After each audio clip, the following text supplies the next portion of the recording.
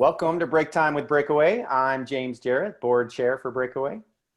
And I'm Kristen Keats. I'm the CEO and founder for Breakaway Bookkeeping and Advising. And for those of you who don't know, Breakaway is a network of bookkeepers, accountants, CPAs, CFOs, all just existing to give awesome service to our clients. So we've been reaching out to business leaders to get their perspectives to help Breakaway community provide better support to small businesses. And today we're chatting with Eric Vines and Elsa Stavney. Welcome to you both. Eric is a co-founder of Page 2 Partners, which helps organizations manage leadership transitions. Elsa helps small to medium-sized organizations where the CEO would rather work in the business rather than on the business. And I love how you say that, Elsa. So Kristen, first question. So let us know what you think about how leaders can be the most effective right now in this time of crisis. It's like our attention is so scattered with all these different distractions. So what do you think we should be focusing on as leaders? Yeah, it is hard right now. The folks that I've been talking to are definitely struggling with all the different pulls on their attention. And I think for me, I try to go back to some of the fundamentals, what are the sort of the basics of leadership in any situation. And often that is, there's the listening component, which is hearing people and providing space for what they need to talk about.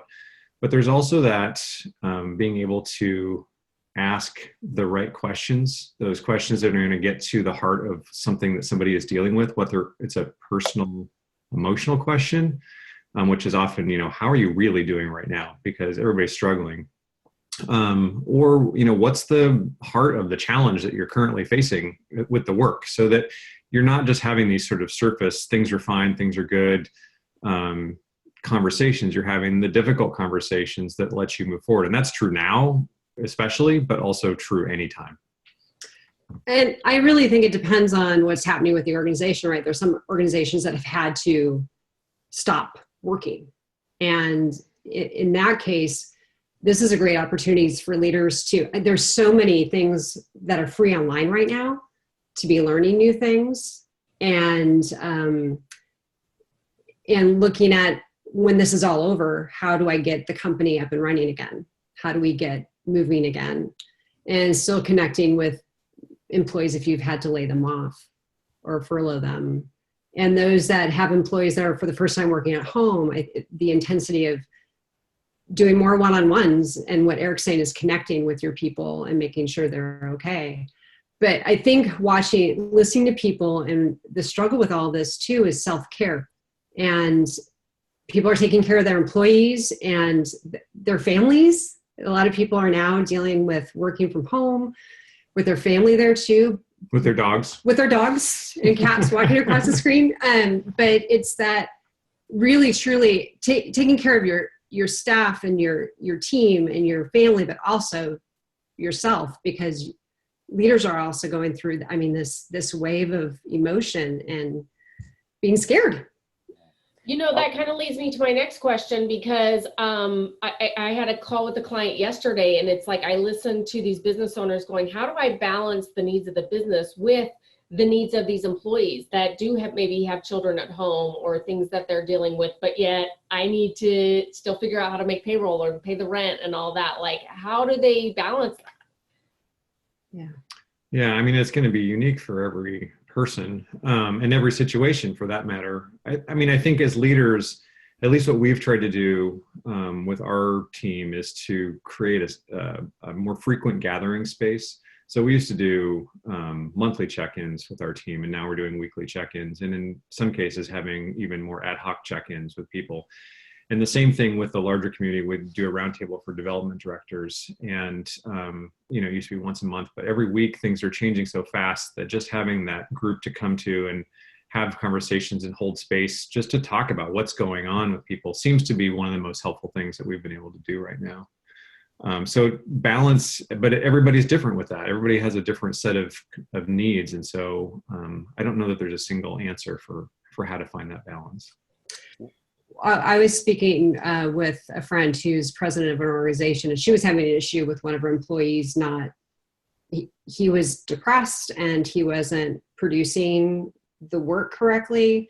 And we talk through that. And it's that balance of, we're in a crisis right now and people are freaking out, of being compassionate about people needing to get through all of this and feel supported, but also we're still running a business right now and you still need to be productive. And she had a one-on-one with him, and the next week he was back up and running. But I think we've all felt the waves, right? It's one week you're like, woo, I'm all right, this is okay. And the next week you're like, ah, or daily. Maybe it happens daily. It's a really good, yeah, no, it's a good point. 4 seasons a day, it seems like, emotionally. And you guys talked about kind of self-care, team care, culture care. Beyond that, what do you find that the small businesses out there that are the best small businesses, what are they doing that others aren't? I'll say that right now is a great, especially if things have slowed down a little bit, it's a great time to look at, kind of pull back everything and look, so what's our strategy, what going forward? When this is over, what are we going to do? And even looking at your mission, revisiting all of your strategic plan, your mission, vision, and values. Is it still going in the direction that we want to be going? It's also a great time to look at staffing and what your needs are going to be, and making changes once things are up and running. I also think it's this, when you have employees working through all of this, what's been an amazing new thing that has occurred that we want to make sure we capture and stay with us when this is over. And the one thing that I think about, the last organization that I worked with, nobody worked from home, or it was very rare. Now everybody's working from home. And so what does that mean? Can we establish the possibility of that happening once this is over? Yeah. How would you recommend folks answer this question? Instead of worrying so much, I wish I had blank during COVID-19.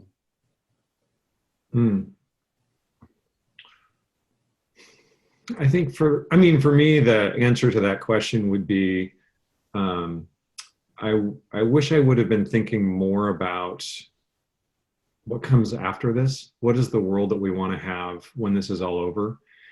And because, really the normal that we keep saying we want to get back to normal, I kind of don't really want to get back to normal, because I'm not sure I was all that happy with how normal was when I look at the really big picture of how the world was functioning and the trajectory we seem to be on.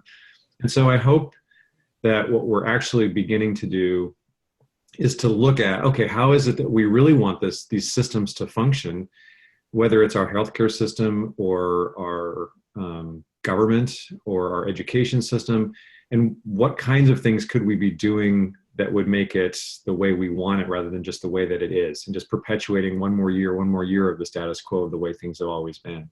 This seems like that great opportunity where, like, I remember having this question in college, like, it just seems like everything's going so fast. How can I make the world stop so I have a moment to pause and think? And now the entire world has stopped, paused, and we're thinking. And what an incredible time this will be for us. And so I hope that we use it and don't just go back to trying to get to the way things used to be as quickly as possible, because I don't think that's really the way we want to go. Well, and piggybacking on that is innovation happening, taking the time to be creative. I read an article talking about how boredom is a producer of creativity, and also having the time and space to do that. And it will be wasted if we don't have the opportunity to do that. I was a math major in college, and Newton created calculus during the plague. He was locked up, couldn't go out. He was, basically doing what we're doing now, having to stay home, and he invented calculus. So I feel kind of like a slacker. I haven't invented. I know, right? I'm not going to be inventing calculus or anything. I know that. But maybe, this is somebody out there is inventing the new version of calculus during this time, and we will all be the beneficiaries of that, I hope. Yeah. What a couple of great takeaways. Boredom leads to creativity, and none of us are really happy with the old normal. Let's get to a new normal. Well said. Thank you, Eric. Thank you, Elsa. And Kristen, tell us how to find out more about Breakaway.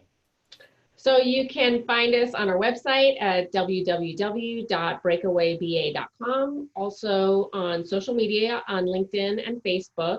Or if you want to send us an email, we'd love to hear from you. It's info@breakawayba.com. Thanks, everyone. Good to see you. Thanks, guys. Have a good day. Be well.